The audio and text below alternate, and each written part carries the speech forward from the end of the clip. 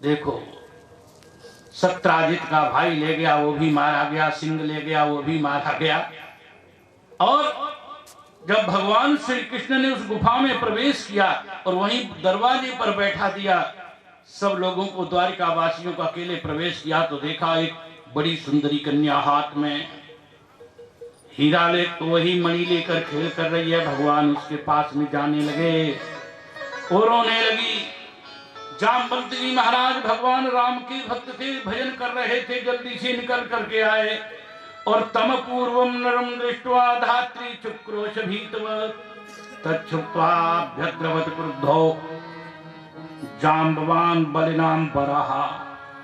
बलवानों में बलिष्ठ जामवंत जी महाराज आ गए और भगवान को साधारण पुरुष समझ करके युद्ध करने लगे। भयंकर युद्ध हुआ, 28 दिन रात युद्ध हुआ, एक दूसरे के ऊपर घूंसों की वर्षा करते। जामवंत जी महाराज का शरीर पसीने से लथपथ हो गया। उर्वंधन कहते हैं, ये जो जोड़ होते हैं शरीर में, ये सब खुल गए, ढीले हो गए, सारा शरीर दर्द से कराहा उठा। जामवंत जी ने सोचा कि मेरा जन्म सतयुग में हुआ, सतयुग के बाद त्रेता आया, फिर ये द्वापर आया, इस समय कोई भी ऐसा वीर नहीं है जो मेरा एक घूंसा सहन कर सके। लेकिन ये कौन सा कैसा ये मनुष्य है, कौन है? मैं इसको घूंसे मारता हूं तो ये मुस्कुराता है, और ये मेरे घूंसा मारता है तो मेरे दम निकलती है। दिव्य दृष्टि से देखा तो पहचान लिया कि तो भगवान है। जाने तान सर्वभूताना प्राणाओजा सहो बलमो विष्णु पुराण पुरुषों प्रभविष्णुमधीश्वरम। भगवान से कहने लगे जामवंत जी, प्रभु मैंने आपको पहचान लिया है। भगवान कहने लगे, अच्छा 28 दिन घूंसे खाने के बाद आज 29वें दिन पहचानेगा? ये जीव ऐसे ही भगवान को नहीं पहचानता। जब तक इसको सुख मिलता है तब तक सुख के अभिमान में ही भगवान को भूला रहता है, और जब इसके ऊपर आपत्ति पर आपत्ति आती हैं तो भगवान याद आते हैं। जब सारा शरीर शिथिल हो गया, मरने की नौबत आ गई, तब भगवान को पहचाने। भगवान ने कहा चलो अंतिम समय में पहचान तो दिए। सारे जीवन भर किसी ने उपद्रव किए, पाप किए, लेकिन अंतिम में अगर भगवान का भजन किया तो शेष जीवन जो व्यर्थ व्यतीत हो गया वो भी सफल हो जाता है।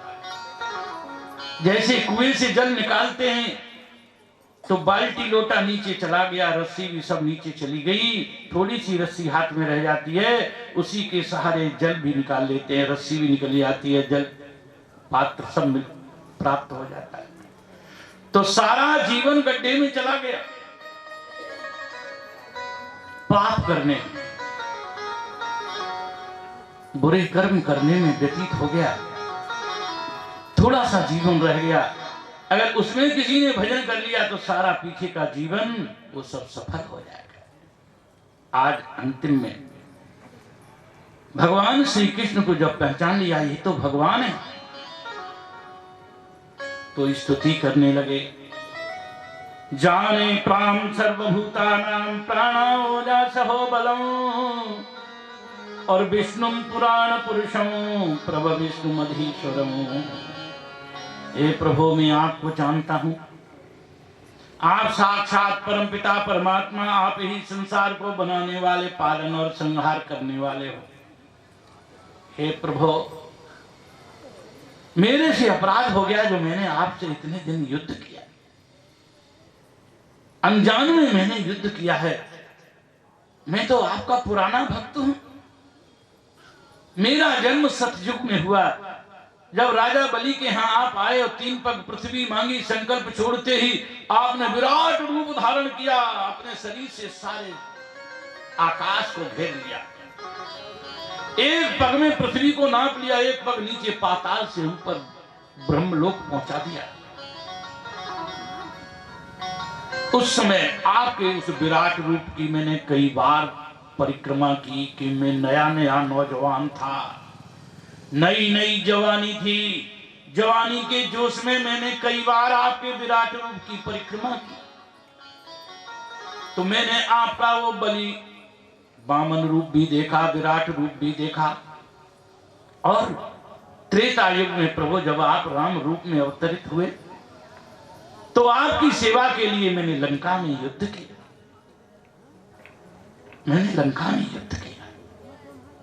मैं वही जामवंत हूं जब आप सब लोगों को मेघनाथ ने ऊपर आकाश में विमान में बैठकर सबको मूर्छित कर दिया। मैंने ही उछलकर उसके पैर को पकड़कर आकाश में घुमाकर ऐसे फेंका कि रावण के दरबार में वो उल्टा गिरा, उसका सारा अभिमान दूर हो गया। मैं वही जामवंत हूं प्रभु, मेरे अपराध को क्षमा कर दीजिए। भगवान कहने लगे, अच्छा जामवंत जी आओ, हम तुम्हारे सिर पर हाथ रखते हैं, तुम्हारी सब दर्द पीड़ा दुख सब दूर करते हैं, तुम्हारा शरीर फिर नौजवान हो जाएगा। जामवंत जी कहने लगे, नहीं महाराज, अब मैं जीना नहीं चाहता, बहुत जी लिया, जी भर के जिया, और अंतिम समय में आप मेरे पास में हो प्रभु। बस मैं यही चाहता हूं कि एक बार वही अपना राम रूप मेरे को दिखा दीजिए। वही मेरा इष्ट स्वरूप है, वही मेरे इष्ट देव हैं, राम रूप ही। भगवान श्री कृष्ण राम रूप में प्रकट हो गए। नीलांबुजश्यामलकोमलांगं सीता समारूपित वाम भागम पाणौ महाशायक चारु चापम नमामि रामम रघुवंशनाथं। नीले नीले कमलों के समान जिनके शरीर है, पीतांबर पहने हैं, धनुष बाण लिए हुए। भगवान श्री राम के रूप में जब कृष्ण भगवान द्वारकाधीश प्रकट हो गए तो जामवंत जी महाराज ने भगवान श्री राम का दर्शन किया और राम राम कहते हुए उनके चरणों को धोकर चरणामृत लिया। उनके गले में फूलों की माला पहनाई, आरती की और प्रार्थना की, स्तुति की और भोग लगाया। भगवान को अपने हाथों से फल खिलाया और दक्षिणा में कहा, वो जो अपनी कन्या थी, कन्या रत्न और मणि रत्न, कन्याओं में श्रेष्ठ सुंदरी कन्या और मणियों में श्रेष्ठ मणि स्यमंतक मणि, ये दोनों भगवान को दक्षिणा में समर्पित कर दी। कहा, प्रभु ये दोनों मैं आपको समर्पित करता हूं। और भगवान श्री राम को देखते देखते राम राम कहते हुए अपने शरीर को छोड़कर भगवान के वैकुंठ लोक चले गए। बोलो श्री कृष्ण भगवान की।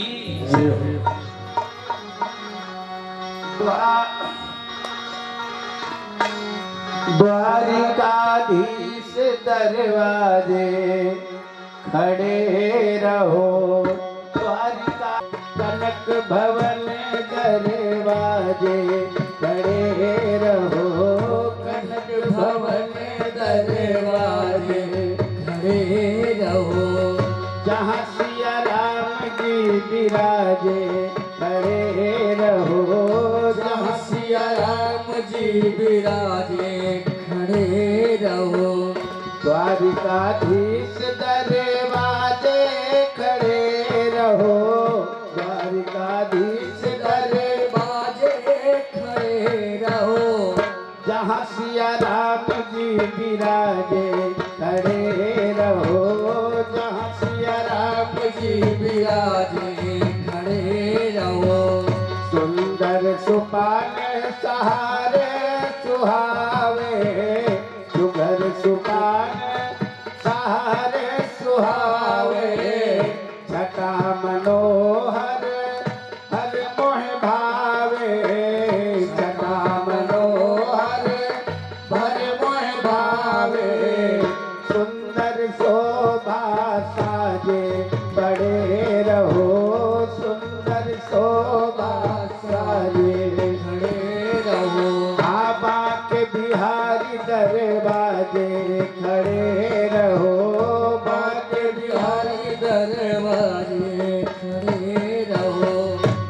आवत जात संत जन दर्शन, आवत जात संत जन दर्शन, आवत जात संत जन दर्शन, आवत जात संत जन दर्शन, दर्शन परत सहज मन हर्षत, दर्शन करत सहज मन हर्षत, देखत कलिमल भाणे खड़े रहो, देखत कलिमल भाणे खड़े रहो। द्वारकाधीश दरवाजे खड़े रहो, द्वारकाधीश दरवाजे खड़े रहो। कनक बिहारी आसन सोहे, कनक बिहारी आसन सोहे, कनक बिहारी आसन सोहे, कनक बिहारी आसन सोहे। संग जनक लली जीवन मोहे, संग जनक लली जीवन मोहे। अति छवि अति अनुपम छाजे पड़े रहो, छवि अति अनुपम साजे पड़े रहो। द्वारकाधीश दरवाजे खड़े रहो, द्वारकाधीश दरवाजे खड़े रहो। बांके बिहारी दरवाजे खड़े रहो, द्वारकाधीश दरवाजे खड़े रहो। श्री राधा रानी रूप निहारत, श्री राधा रानी रूप निहारत, श्री राधा रानी रूप निहारत, श्री राधा रानी रूप निहारत। लगी राकेश जाय बलिहारी, लगी राकेश जाय बलिहारी। काम कोटि काम रति लागे पड़े रहो, काम कोटि रति लागे पड़े। कनक भवन दरवाजे खड़े रहो, कनक भवन दरवाजे खड़े रहो। कनक भवन दरवाजे खड़े रहो, बांके बिहारी दरवाजे खड़े रहो। जहाँ प्रभु राम जी विराजे खड़े रहो, जहाँ प्रभु राम जी विराजे खड़े रहो। द्वारकाधीश दरवाजे खड़े रहो, द्वारकाधीश दरवाजे खड़े रहो। बोलो बांके बिहारी लाल की। जिन द्वारिका वासियों को भगवान ने उस गुफा के दरवाजे पर खड़ा किया, 12 दिन तक उन्होंने इंतजार किया, फिर द्वारिका चले आए। द्वारिका वासियों ने पूछा, कृष्ण कहाँ गए? कहा वो तो गुफा में प्रवेश किए, लौट के ही नहीं आए, 12 दिन तक इंतजार किया, हम चले आए। अब सब द्वारिका वासी बड़े परेशान। द्वारिका वासियों ने देव की वसुदेव ने नारद जी के मुख से श्रीमद् देवी भागवत की कथा सुनी। द्वारिका से बाहर महामाया के मंदिर में प्रांगण में जब कथा का समापन हुआ, प्रसाद बांट रहे थे, उसी समय देखा भगवान श्री कृष्ण एक कन्या को साथ में लेकर मणि हाथ में लेके आ रहे। द्वारिकावासी कहने लगे, देखो दुर्गा मैया, महामाया की कृपा से हमको कृष्ण द्वारिकाधीश की प्राप्ति। भगवान श्री कृष्ण ने अपनी सभा में समस्त द्वारिका के वासियों को बुलाया और सबके सामने वो घटना सुनाई। और उस सभा में सत्राजित भी आया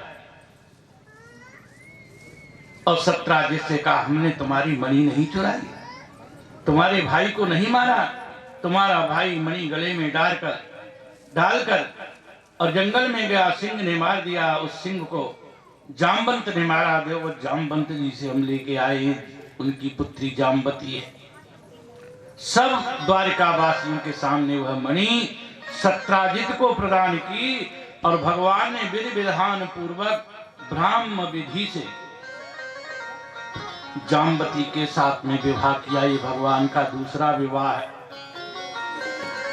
अब सत्राजित जिधर जाता उधर द्वारिका वासी उसको टोकते हैं, अरे ये बड़ा दुष्ट है, ये द्वारिका में रहने योग्य नहीं है। इसने भगवान श्री कृष्ण को, द्वारिकाधीश को इसने कलंक लगाया। सोचने लगा ये कलंक मैं कैसे दूर करूं। तो उसके पास एक कन्या थी बड़ी सुंदरी, जिसका नाम सत्यभामा। उसने सोचा इस कलंक को दूर करने के लिए सत्यभामा कन्या और ये मणि दोनों हम भगवान को भरी सभा में प्रदान करेंगे। तो अपनी कन्या लेकर और मणि लेकर भगवान के पास में पहुंचा और भरी सभा में कहा है प्रभु ये मणि भी मैं आपको देता हूं और ये कन्या भी आपको प्रदान करता हूं। तो भगवान आहन मणि प्रतीक्षामो वयम नृप और तावस्ताम देव भक्तस्य वयम च फलभागिना। भगवान ने कहा हे सत्राजित, हम तुम्हारी कन्या रत्न इस सत्यभामा को तो स्वीकार करते हैं, लेकिन इस मणि को स्वीकार नहीं करेंगे। इस मणि से एक बार हमको कलंक लग चुका है और ये नियम है कि जिस व्यक्ति से, जिस वस्तु से, जिस स्थान में अगर किसी प्रकार का कलंक लगे या किसी ने विश्वासघात कर दिया है, फिर उसका विश्वास नहीं करना चाहिए। न विश्व से पूर्व मविश्वनीयम, जिसने पहले धोखा दिया है ऐसे वस्तु व्यक्ति जगह उनका विश्वास नहीं करना चाहिए। तो हम इसका विश्वास नहीं करते। इस मणि को आप ले जाइए। भगवान ने सत्यभामा के साथ में तीसरा विवाह विधि विधान पूर्वक ब्राह्म विधि से किया। बोलो श्री कृष्ण भगवान की। आगे चलकर एकदा पांडवान् द्रष्टुम प्रतीतान् पुरुषोत्तमः इंद्रप्रस्थं गतः श्रीमान् युधानाधिर्वृषः। भगवान अपने बुआ जी के पुत्र पांचों पांडवों को देखने के लिए दिल्ली इंद्रप्रस्थ पहुंचे। भगवान के अवतार से पहले युधिष्ठिर जी और भीम का जन्म हो चुका है, इसीलिए लौकिक दृष्टि से भगवान युधिष्ठिर जी और भीम के चरणों का स्पर्श करते हैं। तो युधिष्ठिर और भीम के चरणों का भगवान ने स्पर्श किया। अर्जुन भगवान के बराबर के, उनको हाथ में हाथ मिलाया और नकुल सहदेव छोटे हैं, उन्होंने भगवान के चरणों का स्पर्श कर भगवान ने उनको आशीर्वाद दिया। और परमासन आसीनम कृष्णा कृष्णमनिंदिता नवोढ़ा व्रीडिता किंचित क्षणैरेत्याभ्रबंधत। कहते हैं द्रौपदी महारानी, कुंती महारानी को मालूम हुआ कि भगवान आए। तो द्रौपदी कैसी है? नवोढ़ा। नवोढ़ा उस स्त्री को कहते हैं जो पहली बार अपनी ससुराल आती है, उसको संस्कृत में नवोढ़ा कहते हैं। तो पहली बार द्रौपदी अपने पति के घर आई है, नई बहू है, सज धज कर अपनी सास के पीछे पीछे चलती हुई भगवान के पास में आई। भगवान ने उठकर अपनी बुआ जी के चरणों में, कुंती महारानी के चरणों में प्रणाम किया। पीछे खड़ी नई नवेली बहू परम सुंदरी याज्ञसेनी, जो यज्ञ कुंड से उत्पन्न हुई है द्रौपदी जी, बहुत सुंदरी, जिनकी सुंदरता साड़ी से छन छन करके बाहर निकल रही है। ऐसी सुंदरी द्रौपदी महारानी ने हाथ जोड़कर भगवान को प्रणाम किया है। भगवान ने उनके प्रणाम को स्वीकार किया। बहुत दिन हो गए वहां रहते हुए। एक दिन भगवान ने अर्जुन से कहा चलो जंगल की शोभा देखते हैं, यमुना जी की शोभा देखते हैं। तो रथ में बैठा कर अर्जुन जब भगवान को ले जाने लगे तो उस समय यमुना थी, निर्मल नीर बह यमुना में। उस समय यमुना जी में निर्मल नीर बहता था, आजकल की तरह नहीं गंदा नाला। वहीं पर दंडी समइयों का आश्रम है, वहीं पर धर्म सम्राट स्वामी कृपात्री जी महाराज का आश्रम है, यमुना जी किनारे दिल्ली में, यमुना बाजार। अब तो दिल्ली में बड़े बड़े पुल बन गए, ओवर ब्रिज बन गए, तो पहचान में नहीं आता, बड़ी मुश्किल से तो आश्रम मिलता है। ऐसी सड़कें बन गई, इधर जाओ कहीं के कहीं पहुंच जाओ। हमारा ड्राइवर तो बड़ा होशियार है, ये जान जाता है, एक बार देख ले फिर पहचान लेता है, लेकिन हमको तो पहचान में ही नहीं आता है। पहले जाते थे अंतरराष्ट्रीय बस अड्डे पर, उठे दंड कमंडल लिए अपने आश्रम में चले जाते थे। अब की बार गए वहां पर, जो पाकिस्तान से आए हैं, जो हिंदू लोग सभी जाति के हैं बेचारे, पाकिस्तान के दुर्दांत मुसलमानों ने, इस्लाम धर्मियों ने मार मार करके उनको भगा दिया। किसी की पत्नी को छीन ले गए, किसी की बहन को छीन ले गए, किसी की बेटी को छीन ले गए। तो हमारे मोबाइल में आता था, वो बड़े दुख भोग रहे हैं अभी जाड़े के दिन, अभी 1 महीना पहले। तो हमने कहा चलो देखते हैं, हमारे मन में बड़ी दया आई। तो हम गए वहां, एक व्यक्ति को, अलीगढ़ के व्यक्ति को साथ में ले गए। वो जानता था मजनू का टीला और क्या क्या कई जगह बसे हुए हैं वहां, सब जगह है। वो बेचारे हमको देखकर ऐसे खुश हुए मानो इनका कोई खास व्यक्ति आ गया है। उनकी दुर्दशा देखकर आंखों में आंसू आ गए। किसी के छोटे छोटे बच्चे रह गए, माँ बाप को मार डाला है उन दुर्दांत दुष्ट, उन पाकिस्तानी धूर्तों ने, निर्दयियों ने, हिंसकों ने, उन कसाईयों ने। छोटे छोटे बच्चे बिलख रहे हैं और किसी के माता पिता वृद्ध रह गए हैं, नौजवानों को मार दिया है। ऐसी दुर्दशा वहां देखकर हमने कहा इनके लिए कुछ करना चाहिए। तो और तो हमारे पास नहीं, 531 कंबल ले गए वहां, फतेहपुरी से खरीदे 531 कंबल और 460 कंबल वहां बांट दिए। 460 कंबल एक करके, उसका हमारे मोबाइल में वीडियो लोगों ने भर दिया है। 70 कंबल रह गए। दूसरे दिन सूर्य ग्रहण था, तो हमने सोचा है दिल्ली आ गए, चलो सूर्य ग्रहण यहां कुरुक्षेत्र चले जाते हैं। तो पूरा गट्ठर बच गया था, 70 कंबलों का एक गट्ठर, वो गाड़ी में ऊपर लाद करके चले गए कुरुक्षेत्र। तो वहां पर अब उसका गट्ठर का क्या करें, और यहां आने, यहीं पर कथा होने वाली थी। कौन सा गांव था वो, अभी पिछली बार कथा कही थी। तो हमने कहा ये गट्ठर कहां ढोएंगे, चलो यहां पर ये सूर्य कुंड है और ये समंतक तीर्थ है, वहां स्नान किए। इतनी ठंड कई दिन से वहां पर धूप ही नहीं निकल रही थी, वहां लोग बता रहे, बड़ी भयंकर ठंड, पानी बर्फ के समान। हरियाणा, वहां तो हिमाचल पास में, उसमें गोते लगाए। हमको तो 2 गोते लगाना मुश्किल हो गया उसमें। हमारा रसोईया जो है ये 5 गोते लगा दिया। इतना ठंड इसके पेट में बैठ गई, रात्रि में भयंकर दर्द हुआ। वो तो हमारे गुरु भाई का चेला था, वहां उसका आश्रम था, बड़ी व्यवस्था अच्छी की थी उसने, खाने पीने रहने सहने की। तो वो 70 कंबल रह गए। तो हमने कहा चलो, तो रात्रि में गए तो ब्रह्म कुंड के किनारे जो सो रहे थे, ठिठुर रहे थे लोग, गरीब वैसे वैसे सबको उड़ाया है। सब 4-5 कंबल बचा लिए और सब वहीं बांट दिए, लगभग 60 कंबल। तो देखो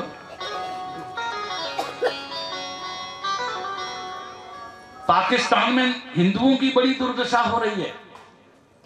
जिस देश में जिस अपने ही हिंदुस्तान में जिस मोहल्ले में जिस शहर में मुसलमानों की संख्या अधिक होती है वहां हिंदुओं को नहीं रहने देते हैं, किसी और को रहने ही नहीं देते हैं। इतने दुर्दान, इतने खूंखार, इतने निर्दयी, इतने निर्लज्ज होते हैं उनकी विचारों की। जब हम कंबल बांटने गए तो उसके पास फोन आया पाकिस्तान से कि अभी वही हमारे गांव में देखिए स्वामी जी, मुसलमान एक लड़की को लेने आए तो उसके दो भाई थे, दोनों भाई बचाने लगे तो फावड़ा जो होता है ना, भूमि खोदने वाला फावड़ा, उस फावड़ा से ही उन दोनों भाइयों को, हिंदुओं को काट डाला। और जब वो उनकी बहन आई बचाने तो उसको भी उस फावड़े से ही काट डाला। 3 मार डाले। मोबाइल में दिखा रहा था, देखो महाराज जी दशा।